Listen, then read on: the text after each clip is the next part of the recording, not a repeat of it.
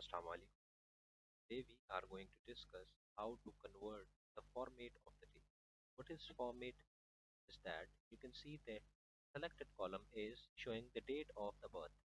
First one is month, second one is the date, and the third one is year. If I have to change it like that, we have to select first day, then month, and then year, or I want to select first year, then month, then day, whatever I want. We have to do is right click on that format cells. After that, we have to select the category we want to change. Now we are going to change the date. We have to select date, and that original format which is showing here is that selected one. If we have to convert that one format, select that and press OK. It will convert it in that format.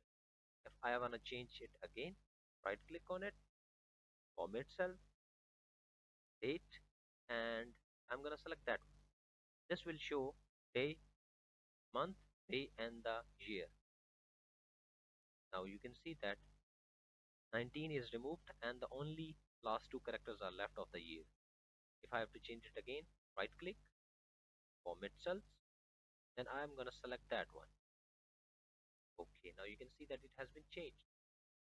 By using this function, we can change that format what we want. Any kind of format we want, we can change it by that. Thank you.